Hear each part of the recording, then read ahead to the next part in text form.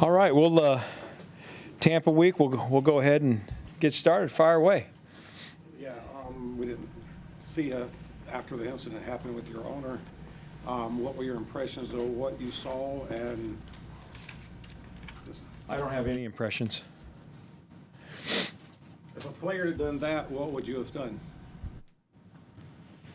I stick with the team. I know where you're going with the questioning, the line of question. I appreciate it, but what I will say is this, guys. I'm responsible for the guys in the locker room at this time, and that's what I'm doing, and I'm going to stick to that. And I'll answer any questions on Tampa if you'd like. With that said, though, have you had to have a discussion with anybody in the locker room about? I have not. Nope. Do you think that was kind of indicative, Chris, just of the frustrations of the whole season? Not for me to answer. So Devin Fitzsimmons, career holder, how's that going? Could have been better, but we're still working with him. We still got till game time to get him right. With Matt coming in, is there something you're looking for? No, make kicks. If his number's called, make kicks, and that's what we'll need him to do if his number gets called. What is the latest on Eddie and just how he's? Eddie tweaked his hamstring, and he's still getting rehab right now. So we'll have to kind of assess it. I think it's still a day-by-day process right now, and so I don't have anything definitive on that.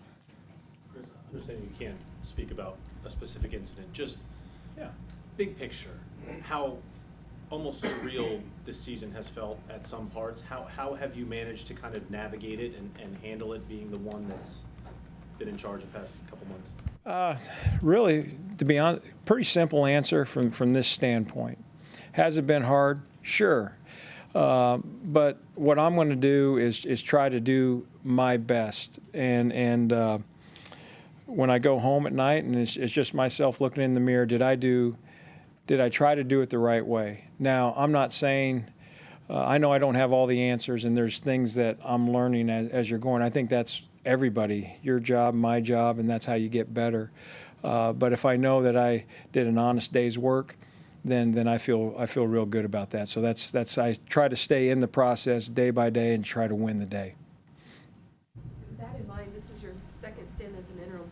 Is there anything you learned in Chicago that maybe changed how you approach this job this past couple months? I don't think so. I think you have to be true to yourself, who you are. I think that's what the players expect. They know how I am in the special teams room, and then all of a sudden, if I change because I'm the head coach, then that's not good coaching in my opinion. But at the same time, I think if you're being real with them and they understand who you are, I think you can pull things out of them. Adam Thielen said after the game that the locker room is actually closer than you might would think, despite all the turmoil that has kind of come this season. Do you see that as their coach within the locker room? 100%. Listen, I know this is a win-loss business. I get that. But as I stated, I think after the game, and I'll state it till I stop coaching. Coaching is about relationships, and when you can establish relationships with players, and they believe in who you are, and you're not trying to be somebody else, then you're on the journey together. And we have another opportunity this weekend to right a wrong, and that's what we're working hard right now to do. And I want to make sure that I give those guys my very best one last time, and in return, I'm asking for the same thing. From the compromise or character standpoint, looks like some guys are beaten up, some guys are battling illnesses. How much do you kind of weigh that going into this game when it obviously a draft pick or whatever is not on the line? I mean, obviously a win is still on the line. But like, how do you weigh that maybe going in to potentially further another injury or a guy playing when he's sick sort of situation? No, I think that if you're available to play, you're playing. It goes back to having no regrets. And it's not about I get the question with regards to draft picks. There's not a draft pick and those type of things. In my world, it's about competing at the highest level. You are playing the very best in the world. You are coaching against the best in the world. what a challenge and what a great opportunity. You know, it's not, you're not guaranteed to be able to do that again. So why wouldn't you put everything into this regardless of what your record is? And that's how we view it. You had, JC was available to play last week and didn't. How does that mesh with what you just said? I think what happened was, as we explained after the game, we had already made the decision with regards to the actives. It happened after that, so there wasn't a lot that we could do there.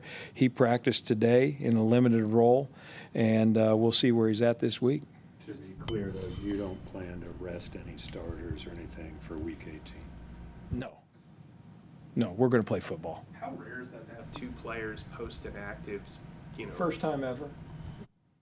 So it was adversity, but you know, we're not going to sulk about it, cry about it. You know, you just got to make adjustments and go. Chris, with the pressure Bryce was under last week and really over the course of the season, is there anything you do short-term this week, maybe from a game plan perspective, to try to protect him a little differently? Sure, I think we're always looking at those things on a weekly basis, and this week will be no different. So obviously not going to get into the game plan and those things, but we're always looking at that. With no discussion at all to rest Bryce just to keep him healthy for 2024?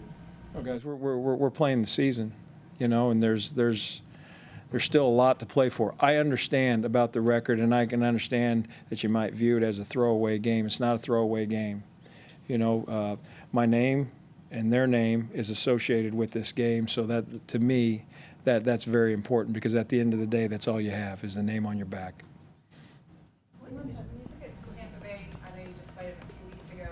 Do they look to be the same, any different? What's the key to solve? No, they've been running the football, doing a nice job. They've been explosive, scoring points on offense. I know last week wasn't what they were looking for there, but they've been playing at a high level. Obviously, they're playing to get in the playoffs, so there's a lot at stake. I mean, if you talk about the future, you want to get into the playoffs, then learn how to beat playoff teams.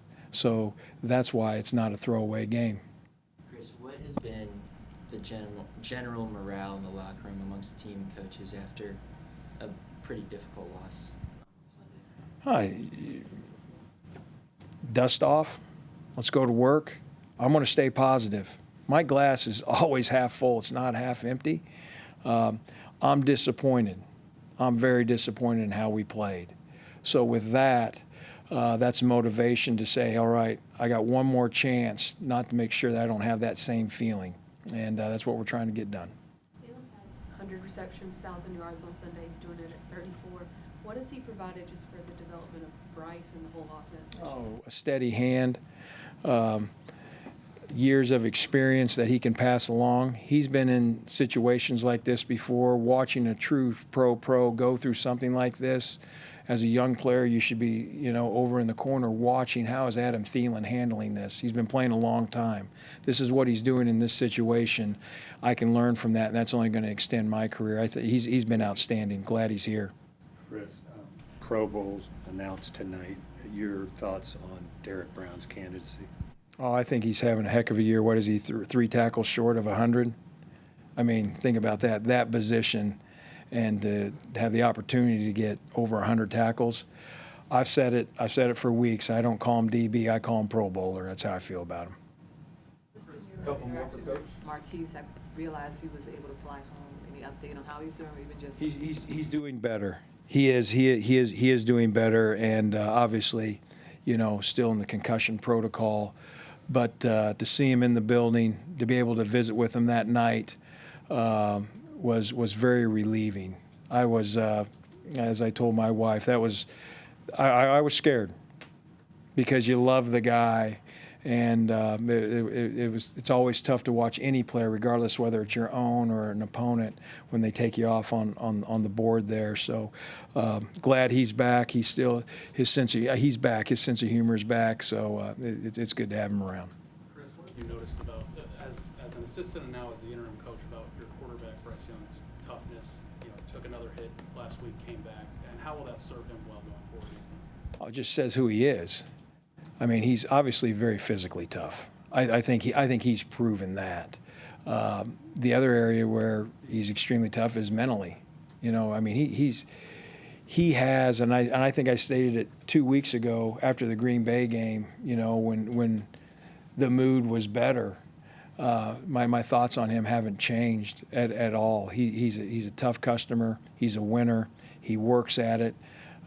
He has all the intangibles, and really still like where he's going. Chris, could you expound on that toughness, because you know the narrative on him before the season was, can he hold up? Is he big enough? And what have you seen in that regard? Well, I've seen him. The tape has answered those questions. You know, he's taken some shots, but he pops right back up, and he dusts himself off, and he goes. So to me, those narratives, and narratives are just narratives, obviously, he's shut those down, in my opinion. Anything else? Thanks, Coach. Appreciate you. Thank you.